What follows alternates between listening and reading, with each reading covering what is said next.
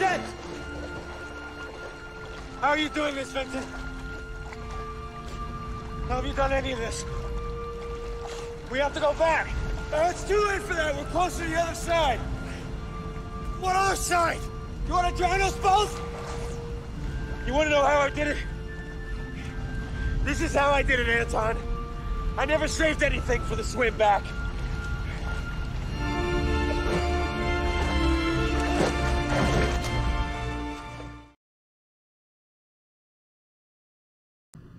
And so this is also why it's very important, yet again, I can't stress this enough, you have to reach outside of yourself.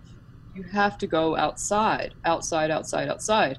As soon as you start connecting with others, as soon as you start talking to other people, doing things for other people, it heals something inside of you. It's like, oh, good.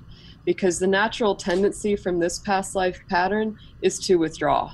It's to go within. It's to shut down and kind of tune the world out, because you've done that a lot. There's been a lot of lifetimes where, you know, spent in either meditation or solitary, you know, time of spirituality. It's like, I don't, you know, so you need to go outside and connect now.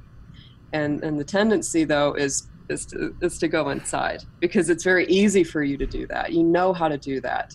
You know how to entertain yourself. You know how to basically be okay and fine on your own, but that's not this lifetime. This lifetime, what you're trying to get to is this. And so you do have to use a little bit more critical thinking as well, because the other negative, of course, is that in a lot of the past incarnations, you may have been a victim. And you have to remind yourself, a good mantra, this is not a victim lifetime. This is not a lifetime of victimization, because you probably were. You know, Pisces many times gullible. Tell Pisces gullible isn't in the dictionary, and they'll go, really? You know? Yes. You know, they're true believers. They're true believers. And so part of your natural talent, and this is also why you have a natural healthy skepticism as part of your lifetime. It's a gift that you've been given to help you not fall prey to this again. So that's a good thing. You know, it's actually good for you to use your skills of discernment and to not just fall for anything that comes down the pike. And so in some ways, I would almost say that it's maybe a little counterintuitive, but you don't want to get too deep into any sort of spiritual thought. You don't want to give yourself over to it to the point where you can no longer think critically for yourself. That's very important. That's part of this lifetime. And even with this, it's like, take it as part of a whole, you know, thing as a practice, but don't rely on it heavily. That's just, you know, to me, but that's good common sense. But that's definitely part of your lifetime. The other thing that's great about Virgo is that it is there to serve, it's there to help, and it's there to heal. Virgo rules nutrition, it rules medicine. So that's part of, you know, the whole thing, routines. That's why Virgo, the Virgin, it's purity, right?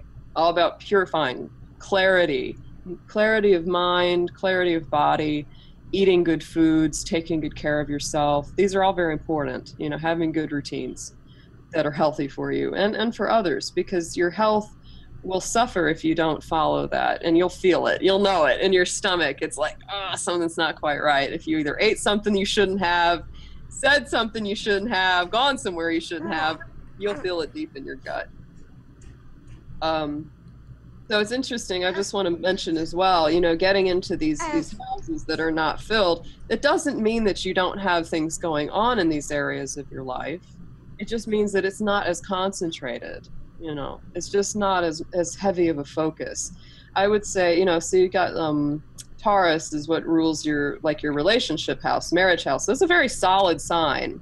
You know, Taurus is very loyal, and once it's entrenched, doesn't really like to change. It likes to really root. It's very grounded. It's very earthy and stubborn. And it's Venus ruled, so it really does value its relationships very highly. So it's not that you don't have things going on in there. It's just that overall, I think the main focuses of your lifetime are definitely into spiritual awareness and self-identity awareness. Who am I? Why am I here? What am I meant to do? That's a major focus for your life. You know, and it doesn't mean that you don't have other energy in other parts of the you know, experience, but that's a big direction for you. It's like, I gotta get to the root of why I'm here. You're not going to be satisfied till you peel back all those layers. Okay.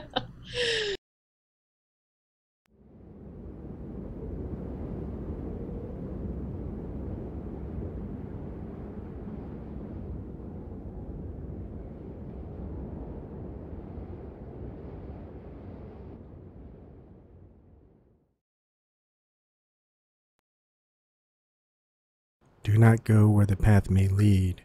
Go instead where there is no path and leave a trail.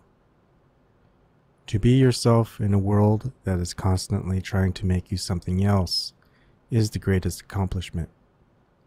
Ralph Waldo Emerson. Good evening, everyone. It's been a long time. All right, Mike seems to be working okay. Yeah. Again, my son has been sick since last Thursday. It is now Tuesday night or Wednesday morning, wherever you're at. And he's finally getting better when he's sick. And Roland, if you're watching this in the future, he stays with me at home. And the only way he can really take a good nap is if he's in the car, he falls asleep while I'm driving. Then I pull into the driveway and I wait for him for his nap to finish. Typically, his naps are anywhere from an hour and a half to sometimes even 3 hours. Well, today his nap lasted 5 hours. I was in the car for 5 hours. The engine is on. Here in Columbus, Nebraska, it's 10 degrees. At least it was during the morning / early afternoon. And had the car running and the heater on. 5 hours in the car. That's fun. Usually he would wake up and play, and then we'd go pick up Leela. But he stayed asleep till I went to Leela's elementary school and picked her up. All right, so planning a trip to the magnetic North Pole. And I can get into it a little bit more, but I think I kind of want to go over the astrology reading with Ariel. I thought that was great. It was a great reading. That was back then where, I'm skeptical as always, but it was more true than not true. I will say that. The other thing is the quote by Ralph Waldo Emerson is, well, the first one is pretty accurate. The second one is too. The thing is, people's expectations. I've never been one to follow other people's expectations of me. I mean, they're just going to be sorely disappointed. Of course, people who are close to me know that about me. I would say close family. That would be my mom, my brother, my wife, and a few of my childhood friends. Not many, but they're there. I will do what I expect of myself and no one else. People who there's plenty of times where this has happened, where people thought of when I first worked at Microsoft. I was playtesting video games, playing Rise of Nations. That was the game I was playtesting. I was just somebody who people could play with because they had a team of a team lead. He was pretty good, not the best of anything. They had 3 other people. I didn't know at the time, but they were like the best Age of Empires, the first one, and the Age of Empires 1 expansion. Best players, top players, top 3 maybe, top 4 players in Age of Empires. And so they just need a 4th so they could play some 2-on-2 for playtesting. Well, I got pretty good at the game. There's also another team that finished playtesting. They also had a player, I think he was number 2 in the world or something. Anyways, that guy started being on my other playtesting team, and we've already playtested it. He suggested some tweaks to the balance and told him he was wrong. And people, of course, had an expectation of me as, well, I have no credentials to back up being the best, except for beating everyone. I had no prior history of being number one at any game. So, and I told the story plenty of times, but I just thought I'd give a feedback because a lot of people here that watch now didn't watch before. And those who've watched me before, well, they're not watching now. Anyways, so Mayans, that they were the original nation that was overpowered, but the number 2 Age of Empires player in the world, on another team that started to play, he says, yeah, no, I've only been playing the game for 2 weeks and I can beat everyone. I'm the best of the game. And of course I hate ego, and the more I usually am not very ambitious. I can be competitive, but I don't care about winning unless I had some spite issues. So if you are going to do something wrong, me, my friends, or coworkers, whatever, I've got some spite where you don't want to mess with me. At any rate, I challenged them and said, "All right, play me a game. Put some money where put money where your mouth is." So we bet $50 for the game. Everyone thought he would win because, of course, expectations of me. At that point, where I'm just some guy that they hired, wasn't the best at any game. And well, I thoroughly beat him with the Mayans. He played Spanish, which I considered the second best nation, and he didn't realize that the Mayans were better. So I played the Mayans and I beat him. First time playing him, really. So I wasn't really sure how he played. So I just, played okay, just kind of see what he did. I watched him play against my coworkers. My coworkers are all tired. We've been playtesting this game for 8 months by then. So I beat him. It was kind of close. I mean, he probably took a city and I took it right back a minute later, and then I beat him. And then everyone, even the lead, not just the lead, but the lead for the whole project, for the whole quality assurance team and development at Microsoft. Yeah, I expected him to win. You know, he's going to say, where does the belt go to? Who's going to own the title? Well, I didn't care about that. I just wanted him to just stop being so arrogant. Thinks he knows everything after playing for 2 weeks, just because he was the number 2 in the world of some tournament or something. Anyways, he goes, okay, double or nothing. I go, okay, double or nothing. So he did the same thing. I played mine, he played the Spanish. And what happened? He didn't take any city. I just kept the game going. And I built ICBMs and I nuked every city of his.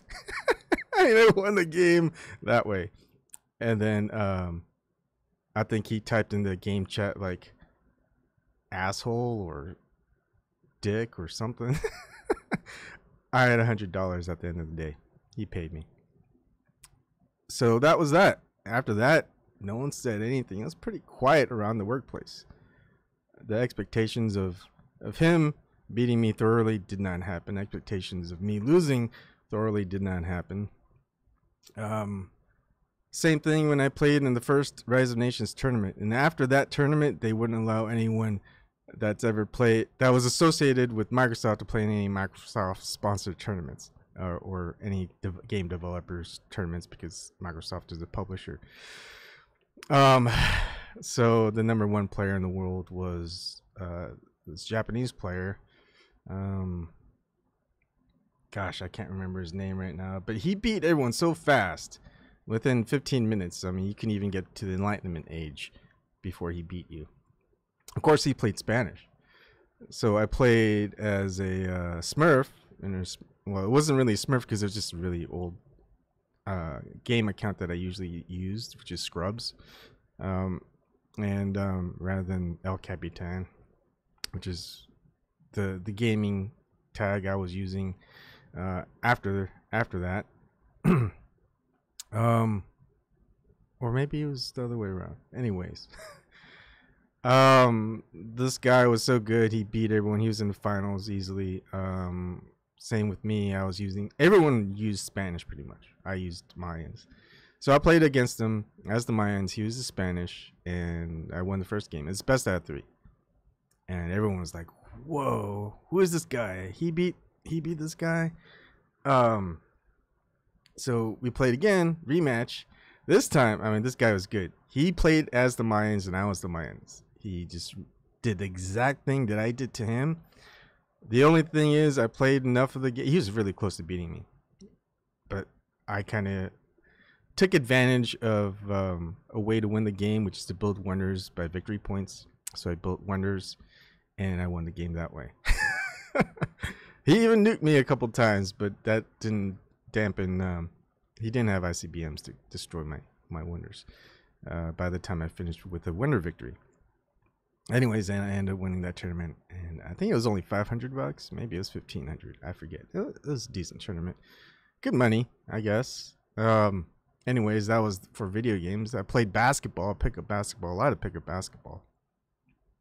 Another good moment is the expectations of me with a team of 4 and against other team of 4. And of course, if you play a lot of street basketball, you have a lot of people who played high school ball, even college ball, and they're very serious about pickup games because especially if it's winner stays, because you don't want to lose in a pickup basketball game when there's 4 other teams waiting, because you're going to wait for an hour and a half for the next game. So typically I get to the court, they see me short. I'm not that short. I'm like 5'7", 5'8". But, you know, considering in basketball, that's pretty short. And I go, hey, I'm next in line. I'm trying to form a team. Most people know I got a team. I'm going to wait with them next game, after my game or something, because I'm next. So I find other people. So I found a person who was, there's one that was a woman. I think she was probably like college level basketball player. Of course, she's playing with men's basketball. She was that tall. I'd say she was maybe 6 foot, more of a forward type player. And then I have there's a scrawny white kid who's probably 6'2", but he probably weighed the same as me, and I'm 5'7". And there's a black kid. He's probably 5'10", skinny too. He wore glasses. He's pretty nerdy looking. He wasn't really that physical. So 4 of us against probably high school varsity players or college players, ex-college players, the typical athletic black kids, Hispanic kids, white kids. So we play, we're on the court, and people are kind of like laughing. It's like it's going to be a joke. And, well, we beat the team that won like 3 in a row. And they go, oh, we're tired. So we play next game. We beat that team. The team after that, we play that team. We play the team that we beat before the first game. That won 3 in a row. We beat them again. No one expected us to win. We won. It was great. It was great. Great feeling to surpass other people's expectations. People who, I guess, wondering how I succeed. I've only got a high school diploma, folks, and my last job was about 150 grand a year with a bonus. 3.5 weeks of paid vacation, you know, good stuff. And really easy, very corporate, very big, AIG corporate company. They don't like change. I could build all these prototypes and suggest how to make things better and cheaper and done right, and they don't care. They really don't. They don't care. I could probably just take it easy and done everything manually, even though it took time, you know, have issues coming across all the time, all these bugs. They don't care, and as long as I'm doing what they say. But then, of course, there will be bugs. And they're gonna be like, "Hey, why are there bugs?" And I tell them, "Well, because there's only so much we can do with manual testing." At any rate, the expectations of others, you're gonna never live up to them. And if you do live up to some of them, because of the expectations of others towards you may be so low, I think I'm gonna say, "Hey, yeah, you didn't expect anything out of him at all." At any rate, let's keep going. Let's go to what I'm wanting to do, and let's go to desktop 1. So I'm gonna play this video. This is Martin Kenny, as above, so below, as within, so without. Interesting video. I should give it a like. I'm not gonna play all of it. If you want to go watch it, you can watch it before. I'm gonna go over the swastika later, and I'm gonna go over the magnetic North Pole, and just the North Pole in general, because there's different locations of the pole itself, North Pole, if you did not know that. Also, the Earth is flat, just so you know. And that's why this is important, and we'll get to that later as well. So here we go.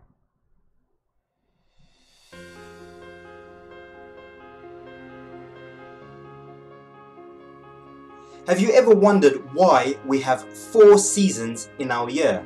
Or why we have 4 cardinal points, north, south, east and west? Why is a leap year every 4 years? Why are there 4 parts in a day? Sunrise, sunset, midday and midnight. How about the fact that our moon has 4 phases that occur every 4 weeks? Why 4? Coincidence? Maybe. But consider this. Human beings have 4 limbs, 2 arms and 2 legs, 4 fingers and a thumb, 4 toes and a thumb. Did you know humans have 4 canine teeth and 4 wisdom teeth? How about the 4 main human blood types? A positive, B positive, AB positive and O positive. Speaking of blood, did you know that our blood is made up of 4 main components? Plasma, white blood cells, platelets and red blood cells? What about our hearts that pump this blood? Also divided into 4 chambers. The right atrium, the left atrium, the right ventricle and the left ventricle. Even human bodily tissue is divided into 4 types: epithelial tissue, connective tissue, muscle and nervous tissue. Our brains, yep, also divided into 4 main sections: the frontal lobe, the parietal lobe, the occipital lobe and the temporal lobe. Did you know that all DNA is made up of 4 base elements?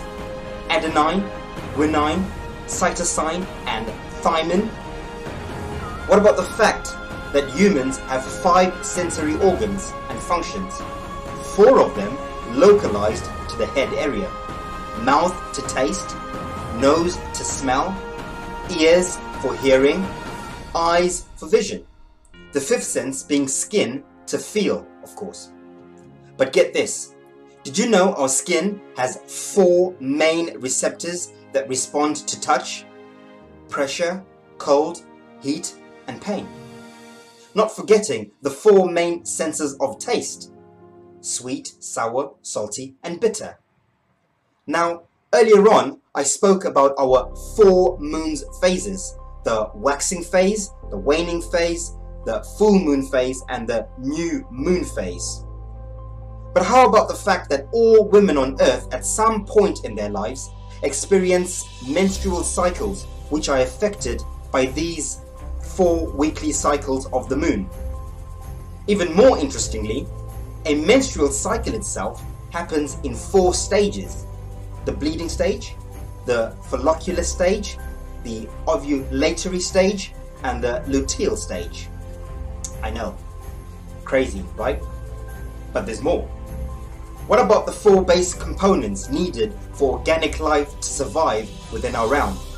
Proteins, lipids, nucleic acids and carbohydrates, or our 4 base states of matter: solids, liquids, gases and plasma. Not forgetting, of course, our 4 main greenhouse gases: carbon, hydrogen, nitrogen and oxygen. Is it not interesting that every single flying insect on Earth has 4 wings? Except for flies, that is. What about the metamorphic 4 stages of an insect's life cycle? The egg stage, the larva stage, the pupa stage and the adult stage. Or the 4 stages of a cell's mitosis. I'll let you look that one up for yourselves. Even in mathematics, we all know that there are 4 basic principles: addition, subtraction, multiplication and division. 4 is the number of the square. Our 3-dimensional reality is built on 4-sided structures. 4-sided bricks that build 4 corner rooms, which make up 4-sided houses, 4-sided tables, 4-sided sheets of paper, books, screens, cars, etc., etc. Even the very core structure of our physical sciences is primarily divided into 4: chemistry, physics, biology and mathematics. I'm sure you can now see the divine syncretic pattern of 4 within our physical, everyday reality. 4 is everywhere and in everything, even embedded within the fabric of our collective cultures on Earth. For instance, is it not interesting that 4 is the only number in the English language that is equal to the number of letters in its name? The number 4, or the word 4, has 4 letters. Or isn't it also interesting that of all the words listed as vulgar in the English dictionary, exactly half are 4-lettered words? I won't repeat them though. What about the 4 universal primary colors: red, yellow, green and blue? Even in religion, this rule of 4 is not exempt. For instance, did you know that in Judeo-Christian faith, the Hebrew word for God is a 4-letter word known as the Tetragrammaton, Yahweh, Y-A-H-W? Or that in Islam, there are 4 main books: the Torah, the Zabur, the Injil and the Quran? And even in Vedic Hinduism, there are also 4 main books: the Rig Veda, the Sama Veda, the Yajur Veda and the Atharva Veda. What about the 4 noble truths in Buddhism: Dukkha, Samadaya, Nirodha and Magga?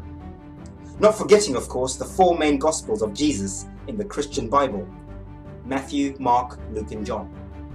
What about the 4 corners of the earth spoken of in the Bible? The 4 winds of the earth, the 4 horsemen of the apocalypse in the book of Revelations, or the 4 ages of man? 4, 4, 4, 4, 4. Why 4?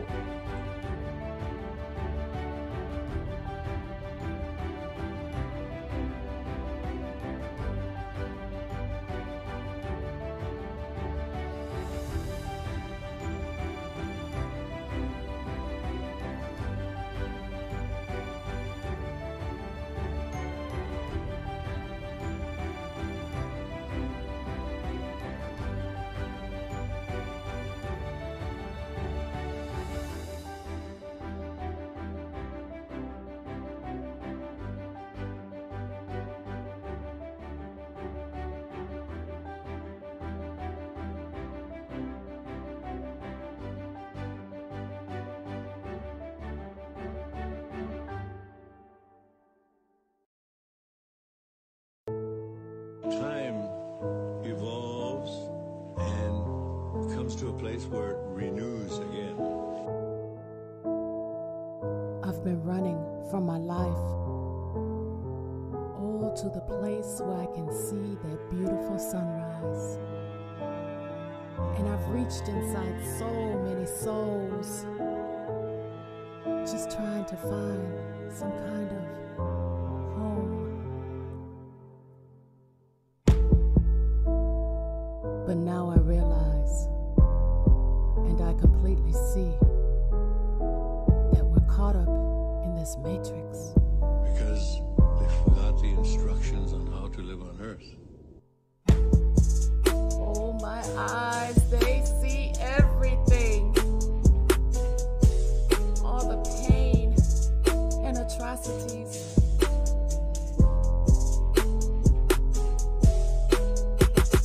Insanity, it seems to be. That we are prisoners of ourselves. 'Cause we will never be free with that mentality. But now I realize, and I completely see, it's never been outside of us. It's always been inside of me. Alright, so you can go and watch the rest of that if you want. That was just half of the video. And what I picked up on this, I mean, interesting tidbits there. I always thought primary colors were 3 as well, not 4, like 2 different types of primary colors. At any rate, here we go. This map is called, and I had to do some looking up. Let's see, I just typed in 1587 flat earth map. And it got me here to the David Rumsey map collection. And what's interesting is once you click on it, and I have the link in the description box. If you see a description box, it's there. It says here it's the largest early world map. Monte's 10-foot Planisphere of 1587. I never knew about this. I thought that was pretty cool that there was the first world map. They put it together and it's 10 feet squared. 10 feet by 10 feet. That is a big map. So at 10 foot square, this map or Planisphere is the largest known early map of the world. It was hand drawn by Monte in Milan, Italy, and only one other manuscript copy exists. The digitally joined 60 sheet map image below, and this map is just, they took all the 60 pages of the book and put them together digitally so we can actually go ahead and look through it. And if you go through the entire thing, there's snippets and explanations and zoomed in parts of the images. And I will probably use this partly to get me an early grasp of where I would need to start if I was going to go to magnetic North Pole. Now, of course, there's other research too involved. What basically the first thing that I would need to do in part 1, where I'm going to start, where it most likely might be, in, I would just have to find a compass to get there. And well, see how long it would take. Hopefully the trip back is easier, because if I find something there, well, that I'm hoping is that might be out there, well, maybe the trip back might be easier. If not, well, hopefully I know enough to find my way out of there. I'll just have to head. I have to figure it out. And at any rate, let's see. If we want to go and zoom this around, seems like, of course, the Mercator map that there is. Where should I show the Mercator map? Did I put it here anywhere? Let's see. I guess I lost it. All right. Well, the Mercator map is what I would also use. I'll have to use a lot of maps, old maps, it seems like. Great thing about this is you can actually, when you zoom in, it'll clear up the detail, and you could go ahead and rotate it around. Of course, same thing you could do if you just download it, which I have. And you can see there's Mexico, Gulf of Mexico there. Of course, this is going to be America, Mexico, South America, Europe, and Africa, and Asia. There are certain parts where it's like incognito, so I guess that means they don't know what's there yet. They haven't explored it. And there's more gaps here, which seems to be from the Canada, mid Canada and West Canada. Once you get up to, I think this is Nova Scotia, it gets a little bit closer to there. But if you're actually in Europe, you like in Greenland, and you're actually, where's that? Is that Greenland? What is that? Terra Verde. That's weird. I never. Is that Greenland? That's Iceland? That's probably, I don't know. That's it doesn't line up with the globe map, obviously, that well, because the globe map would not really show you this. Let me find the Mercator map somewhere. I know I have it. I just didn't line it up anywhere. Let's see. And for North Pole. Okay, here we go. Here's the Mercator map. This is direct download, I think, from even Wikipedia. And this is kind of a, I think it's layout. It's after the Monte map, the map I was just showing people. This is Asia, North America. This is Greenland, and Europe, Scandinavia at least, and the closest. There's something, yeah, it's kind of same here in the map there. That island. Let's look back at that island. And oops, where was I? Here we go.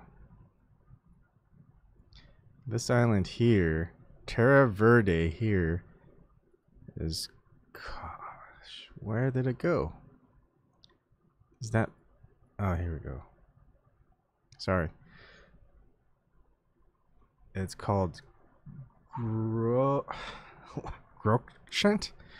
I've never heard of that. Of course, if you go to Google Earth, you'll see that Google Earth, the North Pole is, it looks like it's just underwater. But then if you see videos of geographic North Pole, you'll see that it's just on top of snow, ice and snow. So we'll go over that later. So there's supposedly 4 lands, 4 rivers dividing those lands, very much like a swastika. And let's see, where can I find it? And of course, if you see my new artwork on video on the YouTube or anywhere else, you'll see the swastika. Let's go ahead and show you the swastikas. These are all the swastikas. There's probably more. This is just kind of the one that was out there and easy to see. And you wonder, what's up with all these swastikas around the world? And you know what? I should probably show a video about the swastikas. I'm jumping all over the place, folks, for maps and swastikas. And, well, hopefully it all makes sense eventually. Maybe, hopefully. Now the video that I wanted to show, I don't know if I got it ready or not. So we'll just kind of go over a well, let's see, origin of swastika. That's kind of what I put in Google. And of course, the origin in Sanskrit is good being or well-being. It's from Suasti, and then Savasti, Svastika, and then swastika in late 19th century of how we say it. Well-being or good being. And I went to Ancient Origins. There's an article here. And again, it's in the description box. This one says it's 12,000 years old. That's how long it dates where the swastika originated. And of course, everybody in America and probably Germany just associated with Adolf Hitler's Nazi party.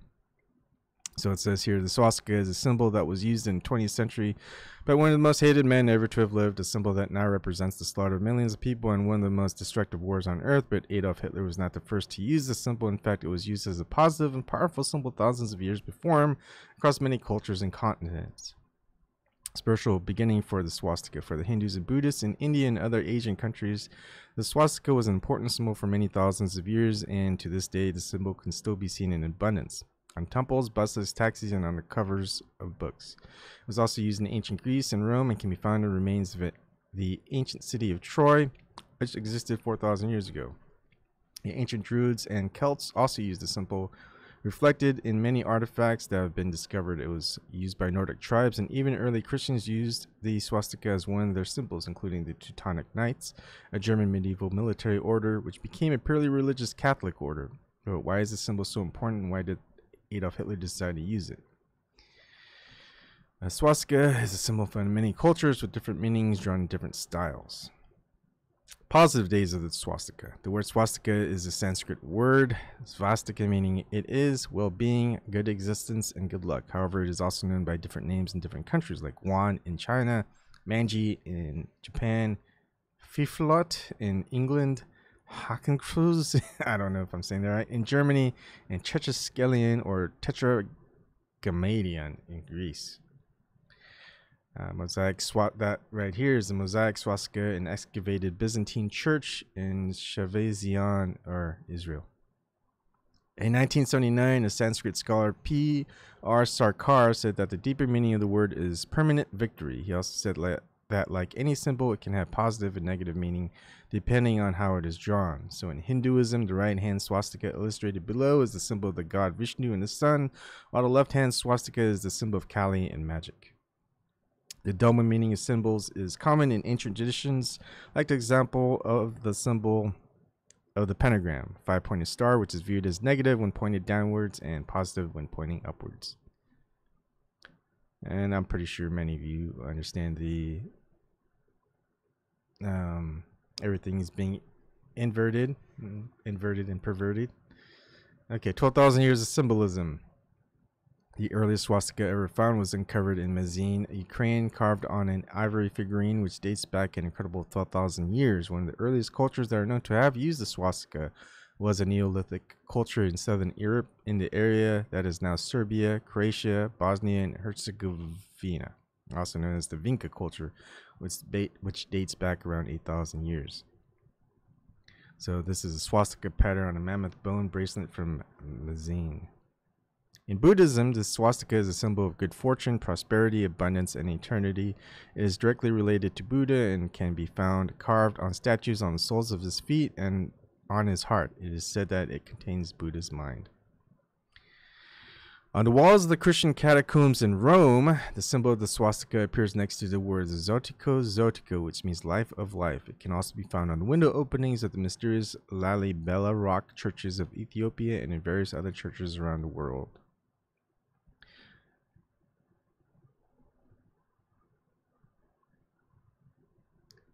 All right, left, the Samara Bowl of the Pergamon Museum, Berlin, and the swastika in the center of the design is a reconstruction. Right, finding the cemetery of ancient Thera, 8th to 7th century BC. And in Nordic myths, Odin is represented passing through space as a whirling disc or swastika, looking down through all worlds. In North America, the swastika was used by the Navajos. In ancient Greece, Pythagoras used the swastika under the name Tetractys, and it was a symbol linking heaven and earth, with the right arm pointing to heaven and its left arm pointing to earth. It's like as above, so below. It has been used by the Phoenicians as a symbol of the sun, and it was a sacred symbol used by the priestesses. And here it is, the swastika, the Phoenician sun symbol on the Phoenician Craignagat stone in Scotland and on the robe of a Phoenician high priestess. How and why did so many diverse countries and cultures across many eras use the same symbol and apparently with the same meaning? It is ironic and unfortunate that a symbol of life and eternity that was considered sacred for thousands of years has become a symbol of hatred. And we're going to see that a lot, I'm sure, in the near future. So this is a good article by John Black at the ancientorigins.net. Now, I'm going to segue, and because, well, it seems to me it always goes down to, why do I do the things that I do? And most of the time it's because no one else is doing them. Someone has to. And all right, so I want to look at, well, let's look at the North Pole. Let's see what it looks like. And then of course you would think that there'd be a lot of videos. I mean, obviously it can't be that hard, because this 14-year-old was the youngest person to ski to the North Pole from anywhere outside the last degree. And so this is, let's see, where did it go? Not that, yeah, right here. So that's the lady who probably went to the geographic North Pole. I don't know if there's video of it or not. No one who verified it. Pretty good, I guess, even at the geographic North Pole. And let's see, there's another video here at, sorry, North Pole. Awesome Arctic flight to North Pole 2016. Actually, let's see. I want to see if there's any video. Okay, you can see it in this video. That's the North Pole. I mean, does a photo count? Does that, I mean, can I just put, I could go outside and just snow-covered area and say it's North Pole. I mean, is there more? There's got to be video. I mean, this is very good photos. Obviously there's someone else with her, unless she sets up the camera work herself. And her carrying all that, I don't think she can go alone. Did she go alone? But if she can go alone, 14 years old, I have a feeling I could do it at the age of 40. Okay, she didn't go alone. Well, geographic North Pole. I guess you could listen to this. I might give it a try. I tried. I couldn't do it. And then here, there's a flight to the North Pole, and I think it's the geographic one. They just, of course, you just have to take it on their word that they are filming the North Pole by the pilot. It's like, how would anyone else know? They've never seen the North Pole. And if they go to the North Pole all the time, they go, oh, that's the same North Pole I went to last time, where the pilot told me they were at the North Pole.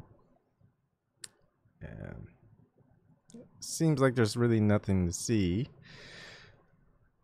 And there's a couple of people that have been at the North Pole, the geographic North Pole. See, at the North Pole, there were, you know, here's one for the South Pole.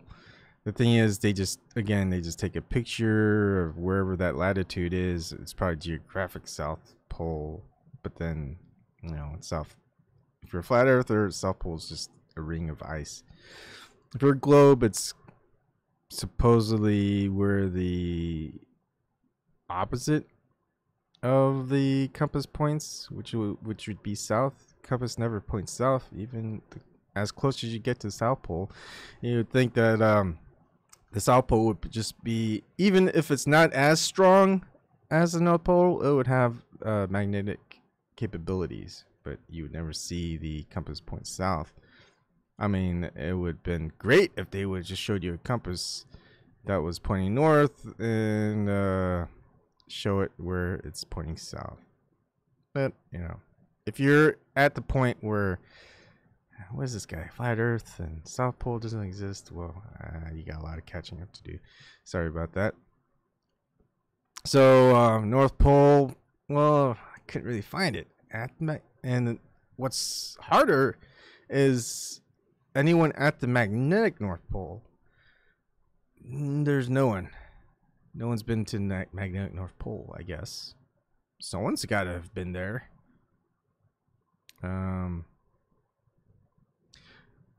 So I do a couple of Google searches instead of YouTube. Maybe there's videos outside of YouTube.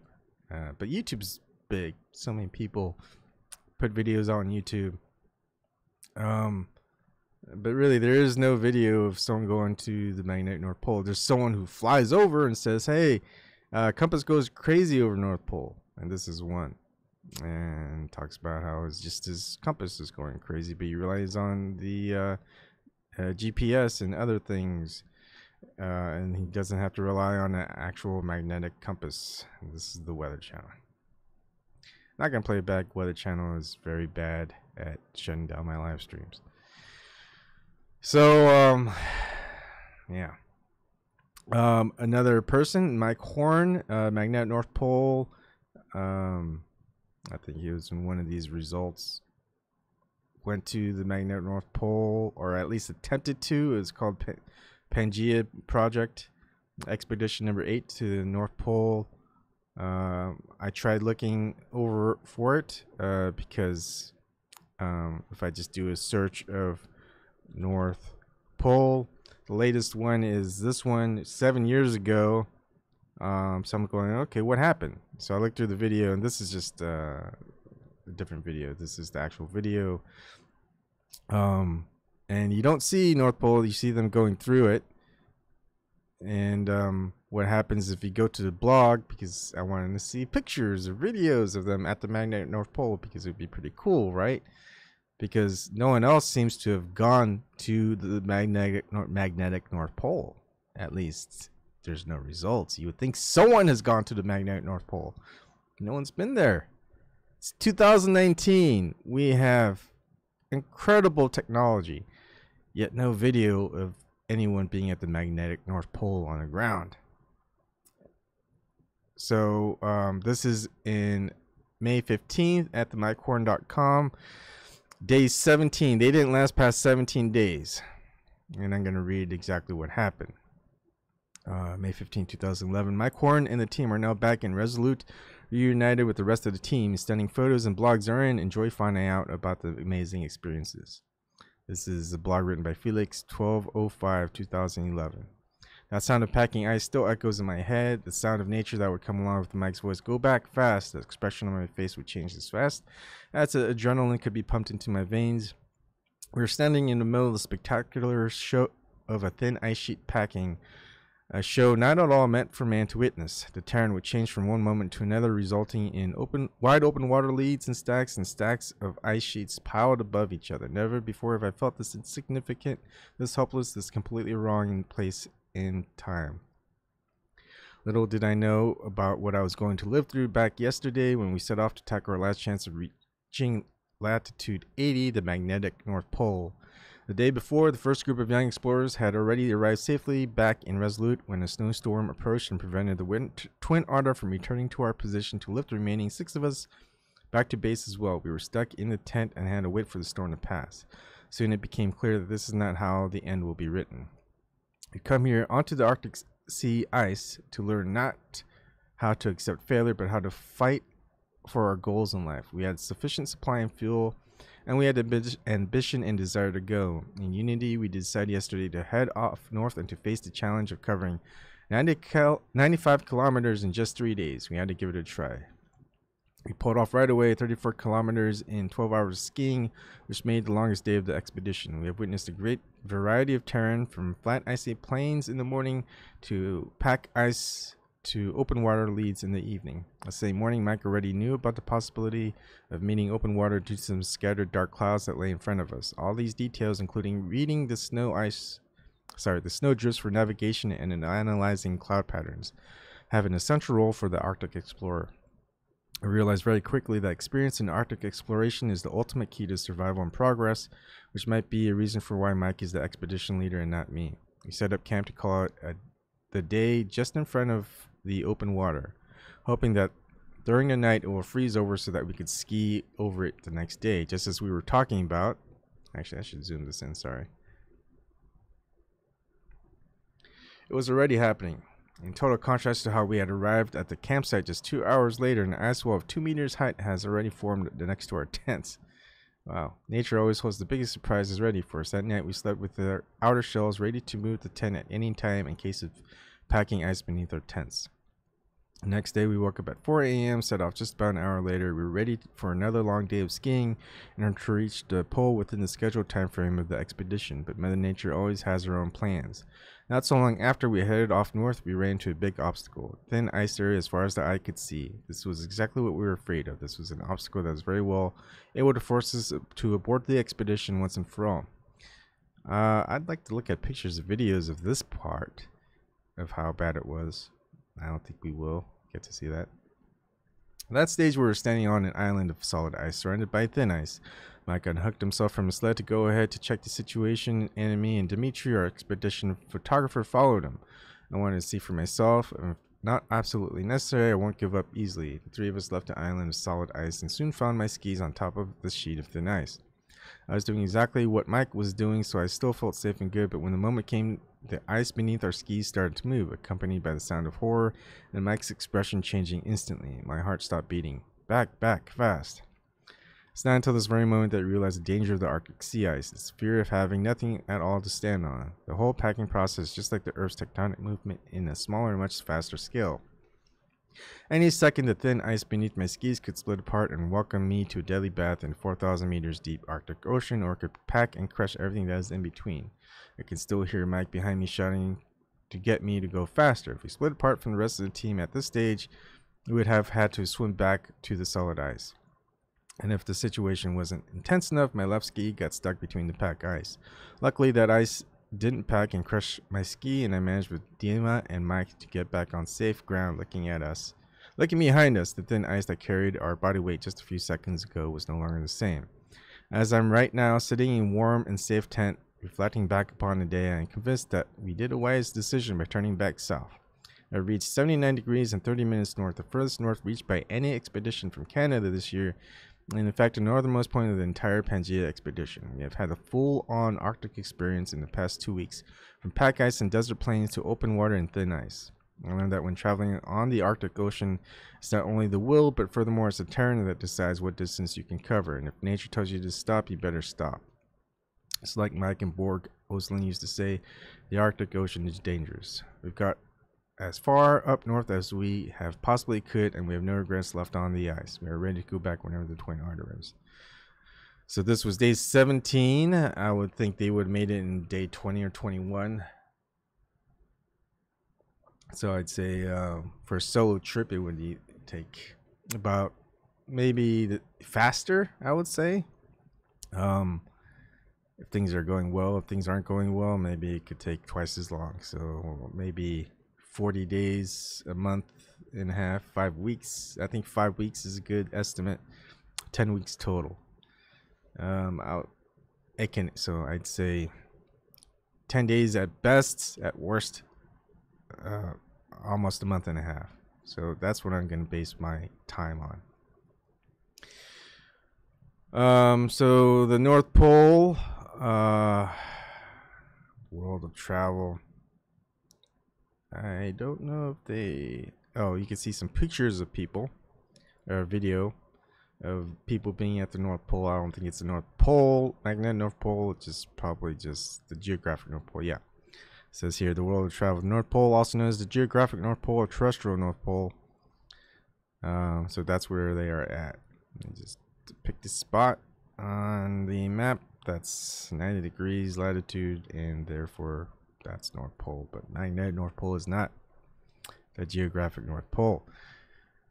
You don't believe me? You don't believe in the truthers, the flat earthers? Well, what about National Geographic? I'm going to play a snippet. They're probably going to block my live stream for just playing this. At the center, in a mass of sea ice, lies the North Pole. The geographic North Pole is different from magnetic north, which directs compasses and actually lies south of true north. Above the Arctic Circle, daylight. There you go, from the horse's mouth. There's been other places that are looking at the North Pole. Big teams have gotten to, obviously, the geographic North Pole. I haven't seen this in the magnetic North Pole, or a video where someone's just kind of walking around. Hey, this is the magnetic North Pole. Look at the compass doing weird things. Just like that flight of that person who's flying the plane. Right. I wanted to stop saying at any rate. But at any rate, that is pretty much the whole thing. I've just kind of been looking over the map, and a lot of the expeditions have been going from Canada. And I would think, or at least you would think people would say it's one of these islands here. Islands not represented. So in esoteric circles, the islands there, once you pass the mountain, the Arctic Sea, and you pass certain mountains, it's nice and warm. It's not cold at all. And the sun's furthest away from there, but somehow it stays warm. Interesting. That'd be interesting to find out. I was thinking it'd be easier for me to get there from maybe North Alaska, but from these old maps, it doesn't seem like magnetic North Pole would be the best place to start in Alaska. Greenland seems to be the closest to any of these lands.